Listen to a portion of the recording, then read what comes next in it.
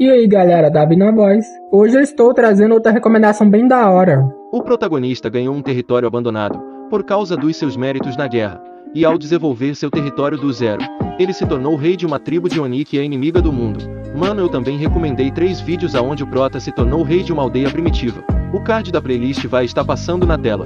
Lembrando, se vocês gostarem do vídeo, deixa o like e inscreva-se no canal. E se esse vídeo bater 2.000 likes, eu faço uma parte 2 dessa obra.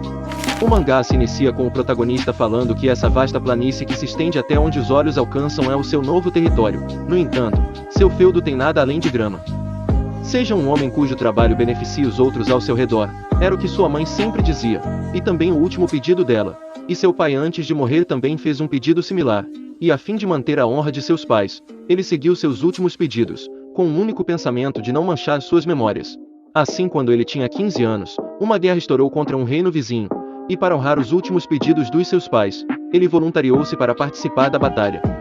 Desse jeito a guerra durou 20 longos anos, e ele completou 35 anos, e uma paz favorável foi negociada com o reino vizinho, e um cessar-fogo foi declarado.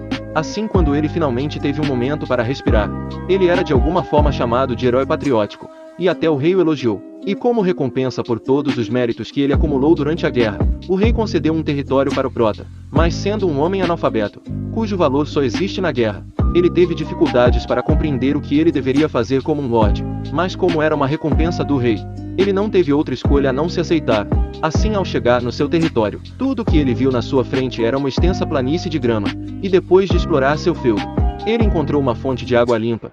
Então, ao escurecer, o prota deitou para dormir. Mano, nosso protagonista é corajoso. Ele não tem medo de ser mordido na parte traseira por uma cobra enquanto dorme. Ao mesmo tempo, ele decidiu ficar só mais 2 dias explorando esse território, para depois largar essa planície, e encontrar algum lugar aonde ele possa realizar os desejos dos seus pais. Assim, no dia seguinte, ele acordou sendo chutado por alguém, e ao olhar em direção dessa pessoa selvagem, ele viu uma bela garota com um chifre na cabeça, e enquanto ficava chocado com a aparência dela, a garota começou a fazer várias perguntas para ele, e ele respondeu todas elas com muita honestidade, mas ele entendeu mal uma certa pergunta, e pensou que ela estava pensando nele como seu lorde. Então ele disse que não importa quem vem até ela como seu inimigo, ele vai manter ela segura. Aí do nada o chifre na cabeça dela começou a brilhar uma luz azul radiante. Ao ver isso, a mina ficou surpresa e levou o prota para a vila dela. É claro, esse monte de músculos no lugar do cérebro. Não entendeu como teria uma aldeia em uma planície como essa.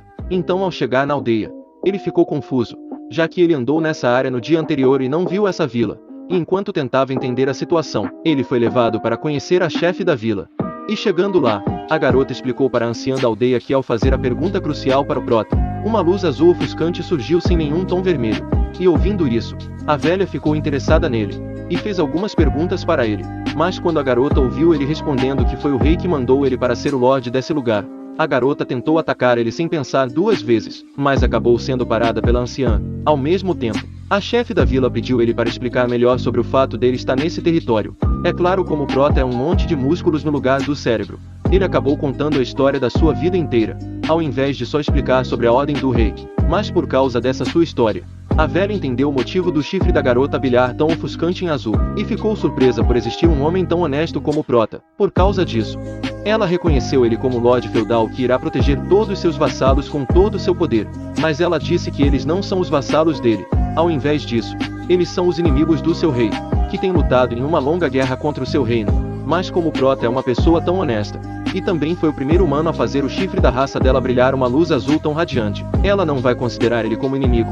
Ao invés disso, ele vai poder viver em paz entre eles. A anciã também explica que eles são uma tribo de Oni que tem lutado contra o reino do prota pelos direitos de domínio dessas planícies. E essa guerra já está acontecendo durante 50 longos anos, com a derrota esmagadora da sua tribo. E nesse processo muitos dos seus morreram, e eles foram perseguidos para fora das planícies. E o motivo deles estarem nesse lugar novamente, e porque eles são capazes de armazenar poderes mágicos em seus chifres, e com a magia acumulada, eles podem realizar muitos feitos mágicos, e uma dessas magias é chamada de obscurecimento, que é usada para esconder pessoas e propriedades. E usando esse poder, eles retornaram para as planícies, e estão vivendo suas vidas escondidas do rei. E eles também têm uma magia chamada julgamento da alma. E se houver um pouco de hostilidade na alma de uma pessoa, a hostilidade será manifestada como vermelho. É claro, ela nunca encontrou um idiota como ele com um brilho tão azul de honestidade assim. Ao mesmo tempo, a anciã disse que vai dar assistência para o prota conseguir desenvolver seu próprio território, já que se ele falhar, o rei vai enviar outro lorde no lugar dele, e eles preferem o prota como lorde desse território, mas em troca, ele não pode dizer nada sobre sua tribo para a capital nem mesmo para o rei que ele jurou servir. E quem vai ajudar ele daqui para frente será a Runa. É claro, a garota não gostou disso, mas como ela não tinha escolha, ela acabou aceitando. Assim o prota deu seu primeiro passo para se tornar o rei desse território, enquanto vive junto com uma garota chamada Runa. Galera, se vocês querem a continuação da jornada do prota desenvolvendo seu território do zero, e virando rei de uma tribo de Oni, e conquistando a Runa, deixa o like e também inscreva-se no canal para me ajudar a pegar 30 mil inscritos até o final do ano. Eu sei que isso é meio impossível, mas com a ajuda de vocês, eu acredito que consigo bater essa meta. É mesmo, rapaziada, hoje eu recomendei um Isekai com prota overpower no meu canal de anime. Então se vocês interessar, dá uma passada lá. Manos e manas, obrigado por ver o vídeo até o final. Eu vou ficando por aqui, falou!